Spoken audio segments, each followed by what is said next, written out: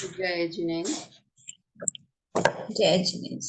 निज स्वरूप को परम रस जाने हरियो अपार, वंदो परमानंदमय समय सार अविकार।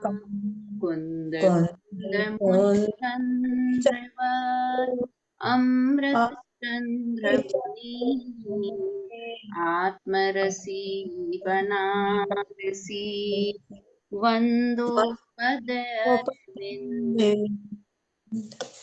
पंडित बनारसी दास जी कृत नाटक समय सार ग्रंथ के सर्व विशुद्धि द्वार अधिकार पर हमारी चर्चा चल रही है।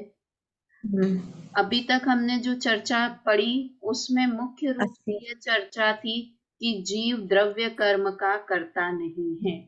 भाव कर्म का कर्ता अज्ञानी जीव अज्ञान दशा में है, किंतु द्रव्य कर्म का कर्ता तीनों काल में जीव नहीं है, द्रव्य कर्म और नो कर्म का। अब जब ये हम बात सुनते हैं तो लगता है अरे बाकी के जब हम ग्रंथ पढ़ते हैं तो उन सब में तो ये आता है या नहीं ऐसा कि भगवान ने अरहंत भगवान ने 4 घातिया कर्मों का नाश किया, सिद्ध भगवान ने 8 कर्मों का नाश किया। तो 8 कर्म का नाश किया मतलब वहां तो द्रव्य कर्म का कर्ता कहते हैं अरहंत और सिद्ध भगवान को भी, है ना। ऐसे भाव करोगे ऐसे कर्म बंधेंगे जीव को। हर जो जीव कर्म मानता है उसका उदय खुद को ही भोगना पड़ता है उस कर्म का। तो यहाँ तो कर्ता भोक्ता कहते हैं हम जितने भी ग्रंथ पढ़ के आए हैं, किंतु क्या कहा कुंद आचार्य ने कि वो गलत नहीं है, किंतु वो व्यवहार का कथन है ना। रिस्पेक्ट रखने की बात है। तीनों अनुयोग व्यवहार नए से कथन करते हैं। अरहंत भगवान कर्मों का नाश करते हैं, सिद्ध भगवान कर्मों का नाश करते हैं कर्म को करने वाला कहा। और यहाँ कह रहे हैं कि द्रव्य कर्म का कर्ता ज्ञानी जीव, कोई भी जीव नहीं है, ज्ञानी अज्ञानी नहीं, कोई भी जीव द्रव्य कर्म का कर्ता नहीं है, क्योंकि द्रव्यानि योग की शैली अलग शैली है। वो तीनों ग्रंथ व्यवहार नए से कथन करते हैं, तीनों अनुयोग व्यवहार नए से कथन करते हैं, और यहाँ निश्चय नय की बात चलती है अध्यात्म के ग्रंथों में। तो इस तरह से एक जीव कर्म का कर्ता भोक्ता नहीं है। ये प्रकरण के बाद अब हमारा जो पिछली क्लास में प्रकरण चल रहा था वो ज्ञान संबंधी प्रकरण चल रहा था कि ज्ञान की महिमा। ज्ञान राधिका है, सुमति राधिका है, कुमति मिथ्या ज्ञान वो कुब्जा है। तो इस तरह से ज्ञान का प्रकरण चल रहा था। अब यहाँ से जो आज हमारा प्रकरण चालू होना है वो नए तरह का प्रकरण है। वो क्या प्रकरण चालू होना है, देखिए, ज्ञान है वह शुद्ध चारित्र है। ज्ञान है वहां चारित्र है। ज्ञान की महिमा बताई, किंतु ऐसा कहा सिर्फ ज्ञान से मोक्ष मार्ग नहीं है। मोक्ष मार्ग क्या है? सम्यक दर्शन ज्ञान चारित्राणी मोक्ष मार्ग। अरे अब ज्ञान कर रहे हैं तो अब हमें, अभी तक तो आप कह रहे थे सम्यक ज्ञान करो, ज्ञान शुद्ध करो, अब हमें चारित्र भी करना पड़ेगा, ऐसा टेंशन हमको हो जाए। तो देखो उसका समाधान यहाँ पर बनारसी दास जी कर रहे हैं। जहाँ शुद्ध ज्ञान है वहां चारित्र है ना। पढ़ते हैं ये सवैया 31 है। जहाँ शुद्ध ज्ञान तो सिद्धि से तहाँ शुद्ध प्रवाह शुद्ध चारित्र ताकार। एक मिनट। ताकारण ज्ञानी सब जाने गेय वस्तु मर्म वैराग विलासी राग दोष महिमा की दशा सुभिन्न रहे, या ते सर्वथा त्रिकाल कर्म चाल को विध्वंसु है। निरूपाधि आत्म समाधि में विराजे ताते, कहिए प्रगट पूरन परम हंस है। देखिए अब सबसे पहली बात, जब हम यहाँ ज्ञान और चारित्र के बारे में पढ़ रहे हैं तो दर्शन के बारे में भी हमें पता होना चाहिए कि सम्यक दर्शन, सम्यक ज्ञान और सम्यक चारित्र ये तीनों एक साथ होकर मोक्ष मार्ग में प्रवेश करते हैं। सम्यक दर्शन अर्थात मैं आत्मा, ऐसा प्रतीति। मानना। सम्यक ज्ञान अर्थात मैं आत्मा ही हूँ ऐसा जानना। और सम्यक चारित्र अर्थात उस आत्मा में रमण करना, है ना। तो हम बाहर में भी अगर कुछ करते हैं ना, तो ये तीनों चीजें हमारी एक साथ होती है। जानना, मानना और आचरण करना, ये तीनों चीजें हमेशा एक साथ होती है। जैसे किसी बच्चे को हमने बोला कि अग्नि गर्म होती है ना, तो उसको ये ज्ञान तो है कि अग्नि गर्म होती है, हम उससे पर वो पूछे तो वो जानता भी बोलेगा नहीं है और नहीं। मानता भी हाँ, नहीं है। हाँ, किंतु अगर वो उस अग्नि में जाकर हाथ डाल देता है तो हम क्या बोलेंगे कि वो वो जानता जानता तो था किंतु अभी नहीं है। मानता नहीं था। तो उसका मतलब उसका जानना भी सही नहीं था। वो देखा देखी मम्मी पापा ने बोला है इसलिए बोलता था कि अग्नि गर्म है, तो उसका जानना भी सही नहीं है, इसलिए वो उसका बात। मानना भी सही नहीं हुआ। तो जानना कब सही कहलाएगा कि वो जाकर अग्नि में हाथ नहीं डालता, तब समझ में आता कि इसे अग्नि क्या होती है, ये बात समझ में आती है ना। तो हमने जहाँ कहा कि हमें आत्मा का बहुत ज्ञान है, हम इतने समय से आत्मा के बारे में पढ़ते आ रहे हैं, इतने शिविर अटेंड कर लिए हैं, इतनी पाठशालाएं, इतने प्रवचन सुनते हैं, आत्मा के बारे में बहुत बोल दें, है ना। कितने गुण हैं आत्मा में, आत्मा कैसा है, द्रव्य क्या है, गुण क्या है, पर्याय क्या है, सब बातें बोल दें, किंतु वो जानना हमारा सही जानना है कि नहीं है, जब तक मानेंगे नहीं तो वो जानना भी सही जानना नहीं है। हम बोलते तो हैं कि आत्मा, हम जानते तो हैं कि आत्मा में ज्ञान है, किंतु हम मानते नहीं हैं कि आत्मा में ज्ञान है, मैं आत्मा ही हूँ, है ना। तो जानना और मानना, इसीलिए 6 डाला में लिखा दौलत राम जी ने, सम्यक साथे ज्ञान होए, है ना। दोनों के साथ में, सम्यक दर्शन के साथ में ही सम्यक ज्ञान होता है। तो हम कितना भी जाने वस्तु के, आत्मा के बारे में, 6 द्रव्य के बारे में, किंतु जब तक हम वैसा मानते नहीं हैं तब तक वो ज्ञान भी मिथ्या ज्ञान है, और वो जानना, मानना तो मानते तो है ही, तो मिथ्या दर्शन भी वो है। अब सम्यक चारित्र क्या हुआ कि जैसे ही हमने माना कि आत्मा ऐसा है, आत्मा इतना अच्छा है, आत्मा में ज्ञान है, दर्शन है, सुख है, इतने गुण के बारे में सुना और वैसा मान भी लिया, तो हमारा नेक्स्ट क्या होगा कि उस आत्मा में हम आचरण भी करने लगेंगे, रमण भी करने लगेंगे। जैसे किसी ने दोस्त बनाया अपना, है ना, हमने किसी को अपना दोस्त बनाया, तो हमने पहले देखा कि अरे ये कैसा व्यक्ति है, इसके तो मुझसे आचार विचार मिलते हैं, ये भी रात्रि भोजन नहीं करता है, ये भी, तो हमने उसे जाना, फिर उसके बाद माना कि अरे वास्तव में ये ऐसा ही है, हमने 2-3 बार चेक किया तो बिल्कुल वो भी स्वाध्याय प्रेमी है, हम भी स्वाध्याय प्रेमी है, तो हमें वो दोस्त अच्छा लगने लगा। तो हमने पहले जाना और माना, वास्तव में एक साथ ही हुआ, और उसके बाद उसके घर जाना आना प्रारंभ कर दिया, तो उसके साथ रमण करना प्रारंभ कर दिया। क्यों कर दिया? क्योंकि वो हमें अच्छा लगा, हमारे जैसा लगा, इसलिए अब हम उसके घर, वो 3 घंटे हमारे यहाँ आ रहा है, हम 3 घंटे उसके यहाँ जा रहे हैं, तो क्या मतलब, उसके साथ हमने रमण करना भी प्रारंभ कर दिया, है ना। तो जानना, मानना और आचरण करना, हमें जब अच्छा लगा तभी कि आओ हमारे घर पर, आप आओ हम आपके घर पर आते हैं। तो सम्यक दर्शन, सम्यक ज्ञान, सम्यक चारित्र, ये तीनों जीव के एक साथ ही होते हैं। चारित्र में समय लगता है, क्रम पड़ता है, किंतु शुरुआत तीनों की एक साथ होती है, और वो क्रम पड़ता है, मतलब धीरे धीरे, पहले हम थोड़े संकोच किया, हमने किसी के घर पर गए रेखा जी, तो क्या किया, पहले थोड़ा संकोच किया, क्या कि अरे अभी तो नई नई दोस्ती हुई है, सिर्फ उसके यहाँ चाय पीकर आ गए, फिर थोड़ा और हमारा अपनापन बढ़ा, तो फिर हमने उसके यहाँ खाना खाना भी शुरू किया, उसने भी हमारे यहाँ भोजन करना शुरू किया, और फिर तो ऐसी घनिष्ठ मित्रता हो गई कि हम 24 घंटे एक साथ बिताने लगे। तो ये रमणता, सम्यक चारित्र, क्रम क्रम से, आत्मा अच्छा लगा, मैं हूँ, आत्मा में इतने गुण है, ऐसा जान मान लिया सम्यक दर्शन से, किंतु रमण करने में सम्यक चारित्र में क्रम पड़ता रहा। पहले थोड़ी देर आत्मा में रमण होता था, फिर और देर, फिर और देर, और एक दशा ऐसी आई कि 48 मिनट तक, 48 मिनट तक आत्मा में रमण किया अंतर्मुहूर्त तक। तो क्या हुआ? अरहंत परमात्मा बन गए, है ना। मुनिराज क्या करते हैं? पूरे समय आत्मा में रमण करने की कोशिश करते हैं कि आज 2 मिनट रमण किया, आज 4 मिनट में एकाग्र आत्मा में रह पाया, उसकी कोशिश। देखो कई बार ऐसा विचार आता है कि मुनिराज सोते क्यों नहीं है रात में?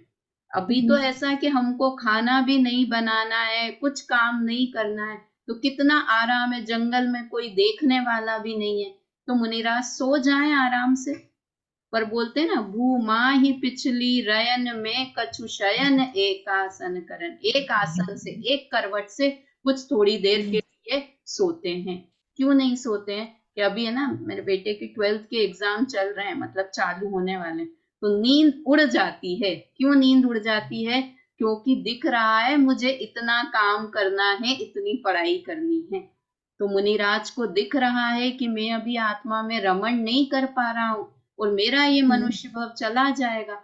तो वो रात में भी समय व्यर्थ नहीं करते, वो कोशिश करते रहते हैं आत्मा में और रमण करूं, और रमण करूं, उसकी प्रैक्टिस उनकी चलती रहती है। इसलिए उनकी रातों की नींद उड़ जाती है। कोई घर पे हमारे सर पे कुछ काम हो, बच्चे की शादी होनी है, कुछ भी काम हो, तो होता है ना, रातों की नींद उड़ गई। क्यों उड़ गई? कि अरे इतना काम दिख रहा है ना। तो मुनिराज को काम दिख रहा है, क्या? आत्मा में रमण करने का काम दिख रहा है, इसलिए उनकी रातों की नींद उड़ गई है।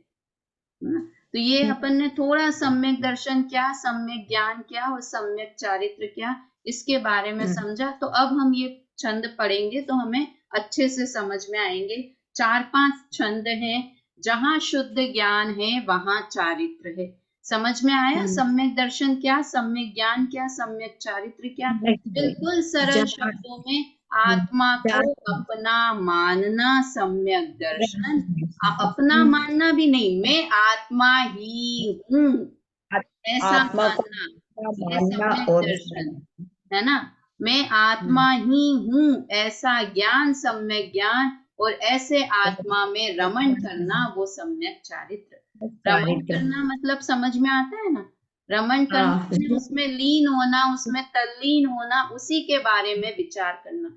रमण करना यानी शारीरिक क्रिया नहीं, मानसिक क्रिया, अपने ज्ञान को रमण करवाना, वो सम्यक चारित्र है। सुशीला आंटी, ज्ञान को रमण कराना, बाहर की शारीरिक क्रियाओं को रमण नहीं कराना। हमारा ज्ञान बार बार आत्मा से कनेक्टेड रहे, उसका नाम सम्यक चारित्र है ना।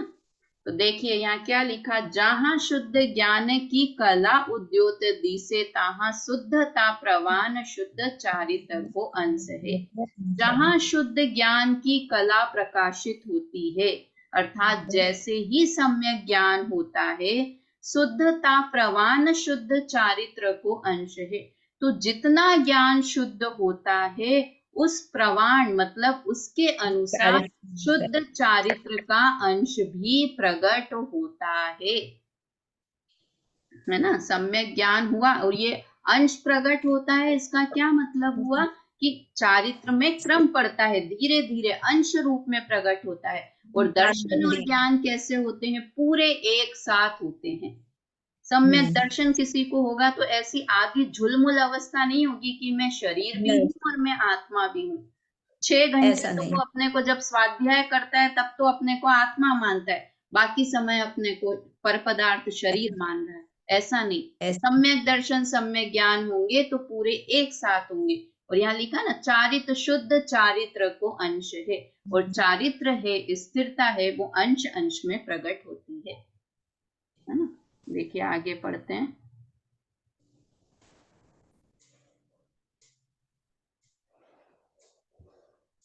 ता कारण ज्ञानी सब जाने गेय वस्तु मर्म, वैराग विलास धर्म वाको सरवंश है। इसलिए ज्ञानी जीव सब जाने गेय वस्तु को मर्म, सारे पदार्थों का, गेय वस्तु मतलब यहाँ 6 ही द्रव्य समझ लेना, छह ही वस्तु में क्या हेय है, क्या उपादेय है, ऐसे वस्तु के मर्म को जानते हैं। वस्तु का मर्म किसे कहते हैं आरती? वस्तु का मर्म क्या हुआ कि जो वस्तु वस्तु जैसी है उसे वैसा मानना, ये वस्तु का मर्म है। जान लिया कि ये पुद्गल है उतना पर्याप्त नहीं है, किंतु जानने के बाद ये पुद्गल मैं नहीं हूं, मैं स्पर्श रस गंध वर्ण से अलग हूं, ये वस्तु का मर्म है। सात तत्वों को जान लिया कि मोह राग द्वेष के परिणाम आश्रव हैं, ये जानना पर्याप्त नहीं है। वस्तु का मर्म क्या हुआ कि ये आश्रव मेरे लिए दुखदाई हैं, ऐसा मानना ये वस्तु का मर्म है। तो जैसे ही ज्ञानी जीव को सम्यक ज्ञान होता है तो सब जाने गेय वस्तु, सब वस्तु को जान लिया कि हाँ सब वस्तु को जान लिया। देखो इस बात से एक सिद्ध होता है कि अगर इनको क्या बोलते हैं अपन, तिर्यंच गति के जीव को सम्यक दर्शन सम्यक ज्ञान होता है तो क्या उन्हें सात तत्व के नाम पता होते हैं? क्या उन्हें शरीर के नाम पता होते हैं कि नहीं होते? किंतु यहाँ तो लिखा है सब जानेंगे ये वस्तु मर्म, किंतु वे उसके मर्म को जानते हैं। वो क्या जानते हैं? हाँ, कि वो ये जानते हैं कि मैं जीव हूं, तो मेरे अलावा जितनी भी चीजें हैं वो सब पर हैं। ये है ये वस्तु का जानना हुआ, है ना? क्योंकि सम्यक दर्शन तो चारों ही गति के जीवों को होता है, और सम्यक दर्शन सम्यक ज्ञान, जहां भी ज्ञान बात आ रही है ना वहां सम्यक दर्शन इंक्लूड समझना, क्योंकि सम्यक दर्शन सम्यक ज्ञान एक साथ होते हैं।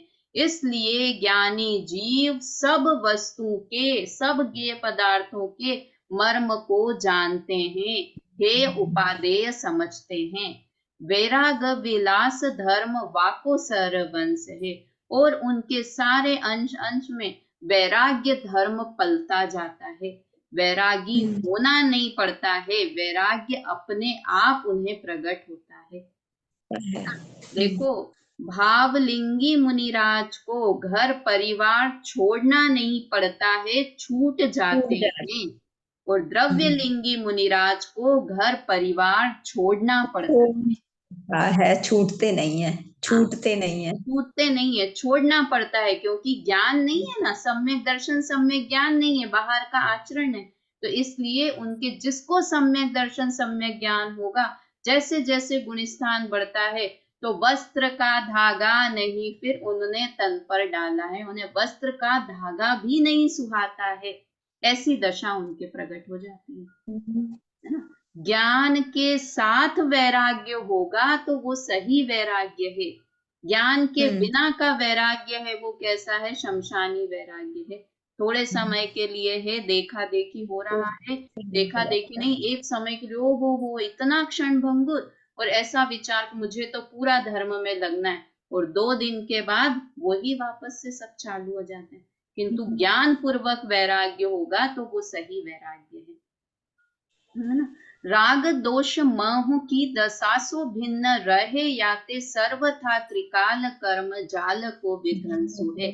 इसलिए वो राग द्वेष और मोह की दशा से भिन्न रहते हैं, है ना? चौथे गुण स्थान से ही राग द्वेष अनंतानुबंधी संबंधी नष्ट हो जाता है, और आगे चल के मोह भी नष्ट होता है अनंतानुबंधी। देखो जब सम्यक दर्शन हुआ तो दर्शन मोहनी कर्म का नाश हुआ, और चारित्र मोहनी की भी अनंतानुबंधी प्रकृति का नाश हुआ। इसका मतलब है चारित्र का अंश भी प्रकट होता है ना? तो सम्यक दर्शन सम्यक ज्ञान सम्यक चारित्र, तो वहां पर उन्हें राग द्वेष मोह भी उन्हें दिखाई नहीं, अपने को उनसे भिन्न मानने लगते हैं। और कब मानते हैं? देखो ये सर्वथा त्रिकाल कर्म जाल को विध्वंसु है, यहाँ पर है ना, ये इस त्रिकाल शब्द के ऊपर पूरी की पूरी गाथाएं लिखी हुई है, जिसकी की कलश लिखा है तीनों काल। तो ये 383 से 386 ऐसी 4 गाथाएं हैं जिसमें प्रतिक्रमण प्रत्याख्यान आलोचना, और ये तीनों आत्मा के नहीं हैं, ऐसा करके ये तीनों पूर्वक व कर्म का नाश करता है, ऐसा बताया है। तो त्रिकाल शब्द में इसकी जो एक गाथा है, देखो एक पढ़ के बताती हूँ मैं, बाकी तो 4 गाथाएं बहुत फेमस गाथा है, ये भी प्रतिक्रमण प्रत्याख्यान वाली भी। शुभ अशुभ कर्म अनेक विध हैं, जो किए गत काल में उनसे निवर्तन जो करे, वह आत्मा प्रतिक्रमण है। बंधेंगे जिस भाव से शुभ अशुभ कर्म भविष्य में, उनसे निवर्तन जो करे, वह जीव प्रत्याख्यान है। शुभ अशुभ भाव अनेक विध हो रहे संप्रति काल में, इन दोष का ज्ञाता रहे, वह जीव है आलोचना। मतलब प्रतिक्रमण किसे कहते हैं कि जो भूतकाल में पाप किए थे उनसे निवृत्ति होना, वो प्रतिक्रमण। वर्तमान में जो पाप कर रहे हैं उनसे निवृत्त होना, वह आलोचना। और भविष्य में मैं पापों को नहीं करूंगा ऐसा मानना, वह प्रत्याख्यान। तो वो त्रिकाल के कर्म, यहाँ की त्रिकाल के कर्मों को कैसे कि अभी भविष्य में तो किए नहीं है, भूत में हो गए, तो क्या कहा कि आश्रव और निर्जरा दोनों चीजें एक साथ होगी, कि नवीन कर्मों का आश्रव होगा और पुराने कर्मों की निर्जरा होगी। इस तरह से वो त्रिकाल के कर्म जाल का नाश करता है वो जीव, है ना। निरुपाधि आत्म समाधि में विराजे ताते कही, ये प्रगट पूरन परम हंस। ऐसे निरुपाधि आत्मा में वह लीन हो जाता है, मग्न समाधि में विराजता है, और थोड़े समय में पूर्ण परम हंस मतलब पूर्ण परमात्मा पद को वो जीव प्राप्त कर लेता है। तो कब से करता है कि सम्यक दर्शन ज्ञान पूर्वक चारित्र का अंश उसे प्रकट होता है, वह जीव परमात्मा पद को प्राप्त करता है ना। पढ़िए रेखा जी, इसका अर्थ पढ़िए। जहाँ शुद्ध ज्ञान की कला प्रकाश दिखता है, वहाँ उसके अनुसार चारित्र का अंश रेखा रहता जी है। सुन रहे हैं क्या? रेखा जी है, अनम्यूट करिए। हाँ मैं सुन रही हूँ। हाँ मैं पढ़ूँ पढ़िए या? इसका। हाँ 82 नंबर का अर्थ पढ़िए।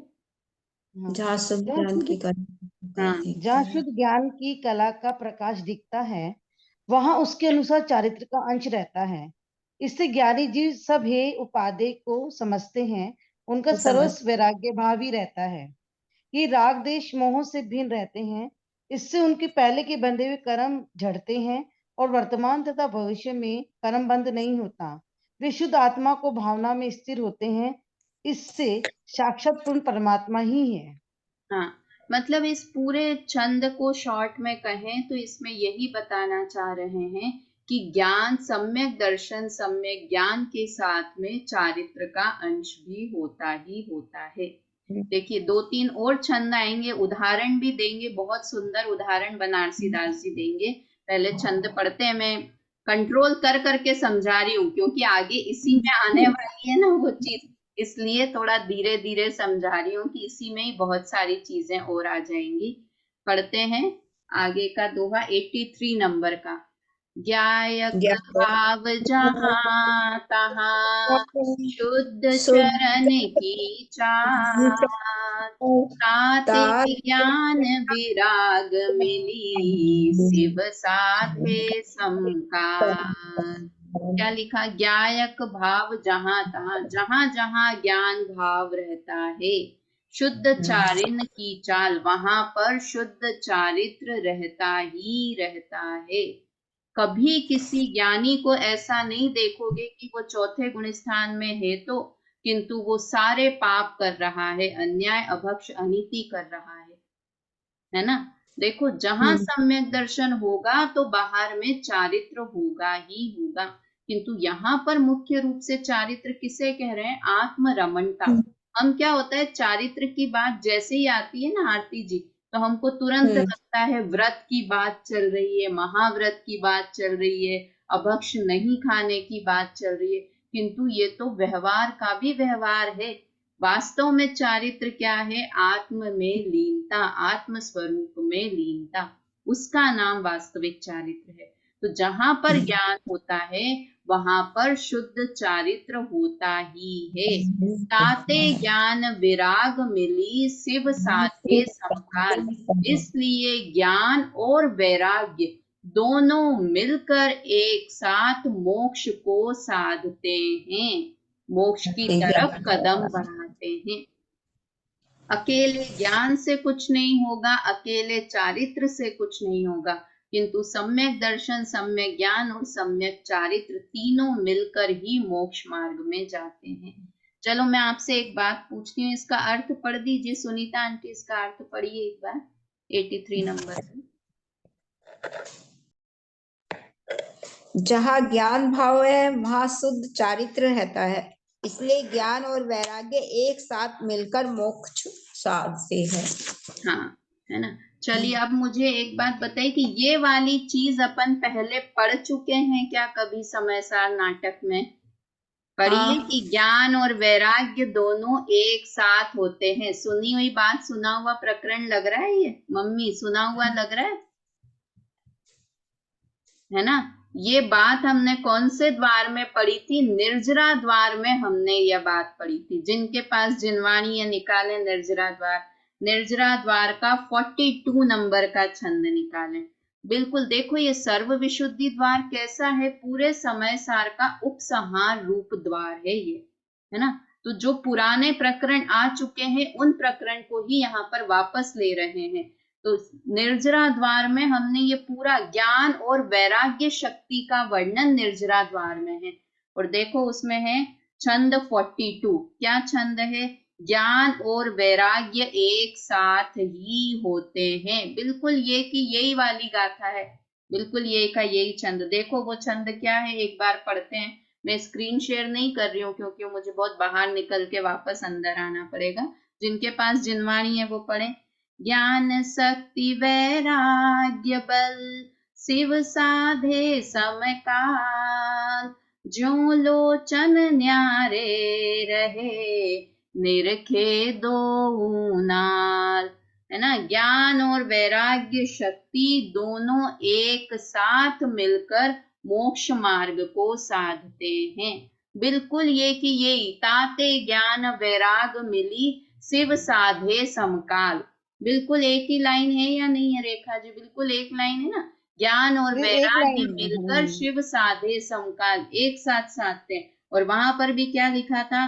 ज्ञान शक्ति वैराग्य बल शिव साधे समकाल। बिल्कुल एक ही लाइन है, एक शब्द भी इधर उधर नहीं है। शिव का मतलब मोक्ष ही हो गया ना, मोक्ष का हाँ, मोक्ष मोक्ष मोक्ष का है ना, शिव साधे। दोनों बात एक ही, तो वो ही बात को वापस दृढ़ कर रहे हैं।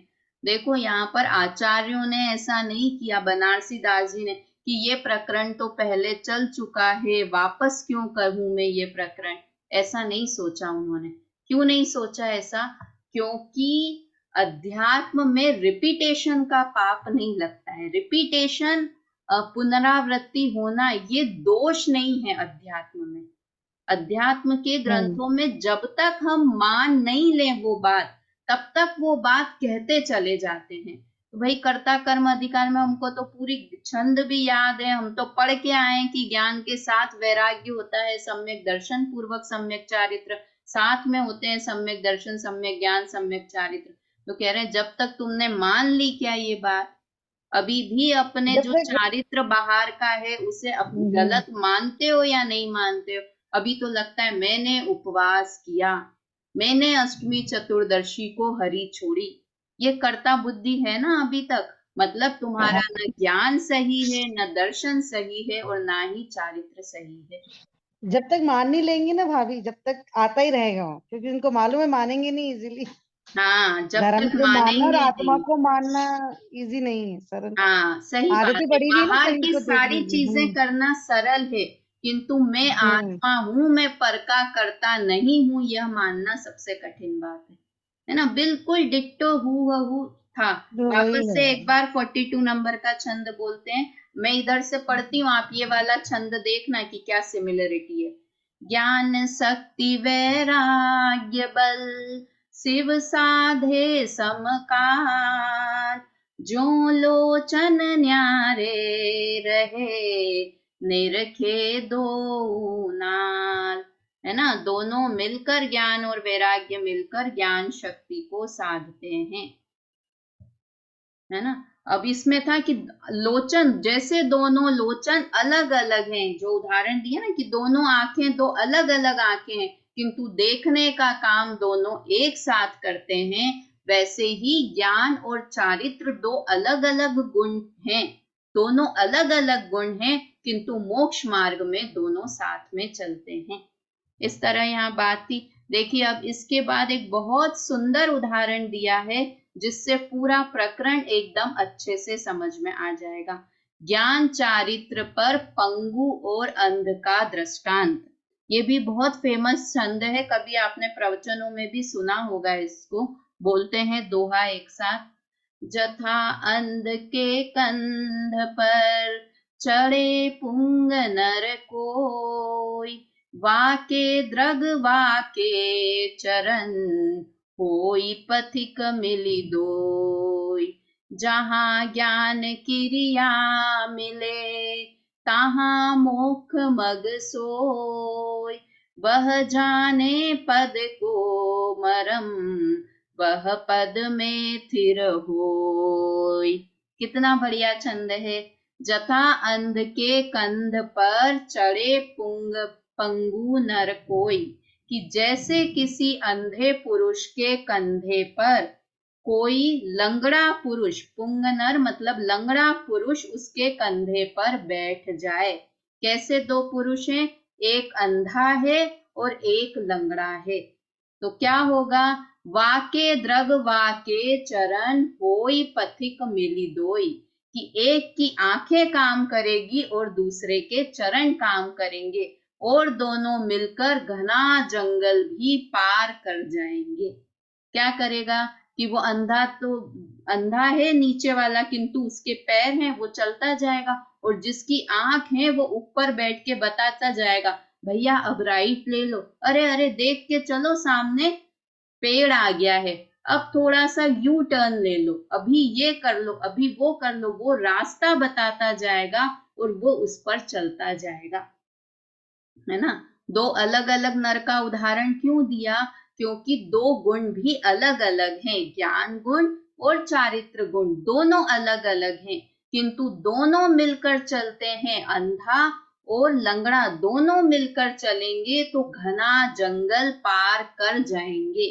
वैसे ही जहां ज्ञान किरिया मिले, तहां मोक्ष मग सोई, कि जहां पर ज्ञान और क्रिया दोनों मिल जाते हैं तो वहां पर मोक्ष का मार्ग सरल हो जाता है, चलना सही चलना हो पाता है ना।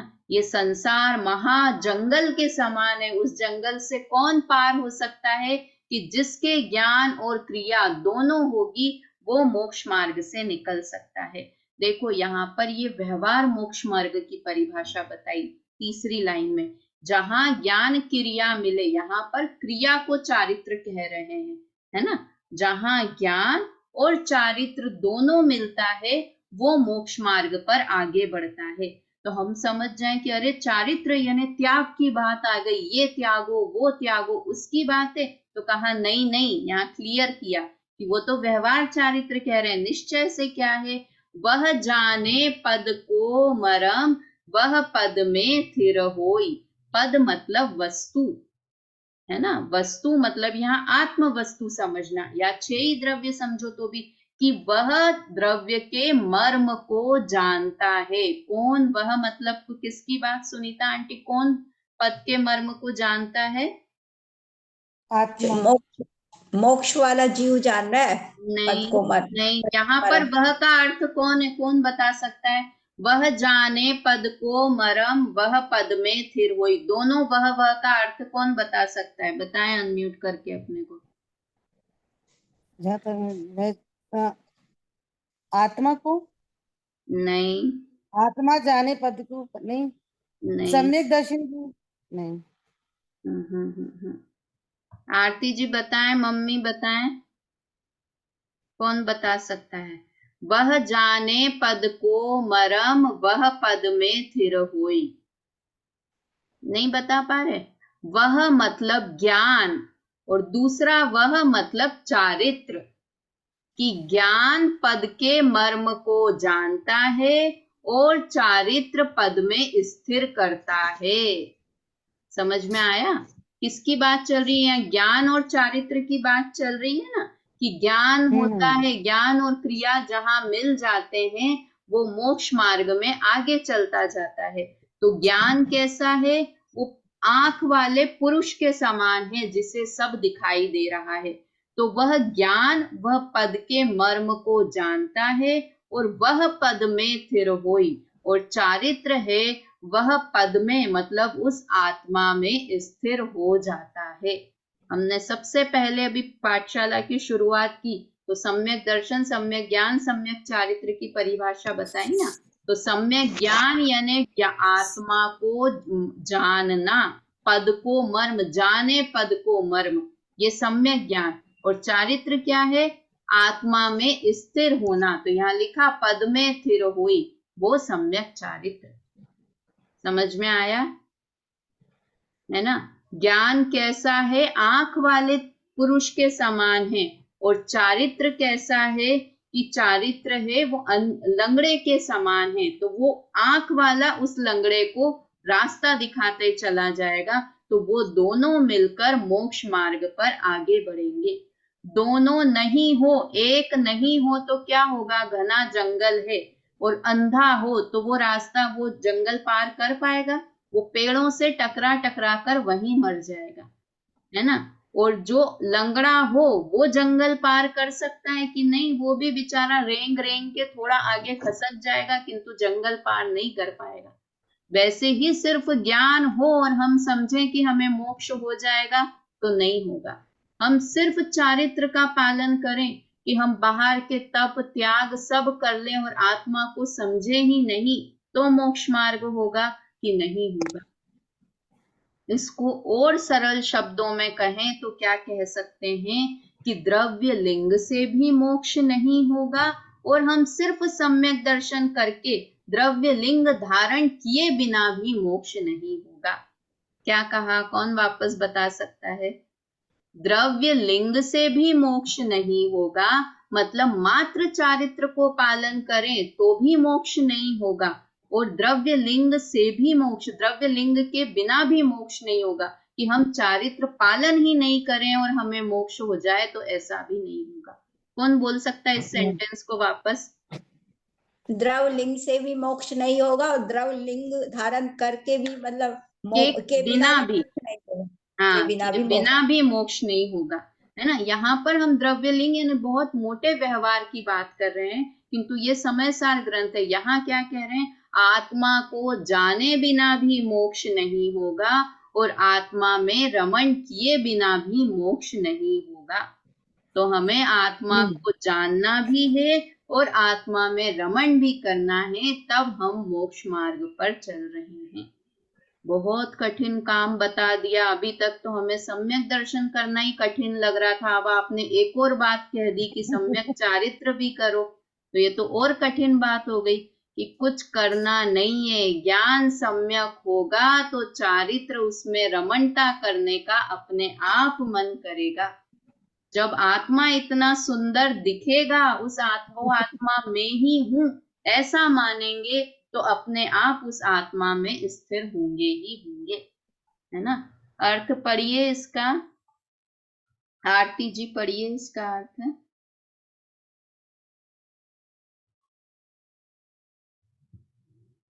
जल्दी से 1 मिनट में खत्म हो जाएगा।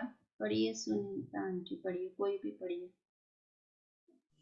जिस प्रकार कोई लंगड़ा मनुष्य अंधे के कंधे पर चढ़े तो लंगड़े की आंखों और अंधे के पैरों के योग से दोनों का गमन होता है, उसी प्रकार जहाँ ज्ञान और चारित्र की एकता है वहां मोक्ष मार्ग है। ज्ञान आत्मा का स्वरूप जानता है और चारित्र आत्मा में स्थिर होता है। इस तरह हम भी ज्ञान पूर्वक चारित्र को धारण करें, आत्मा में स्थिर हों। ऐसी बात हमने पढ़ी और आगे की चर्चा कल करेंगे। अभी जिनवाणी स्तुति एक बार बोलते हैं।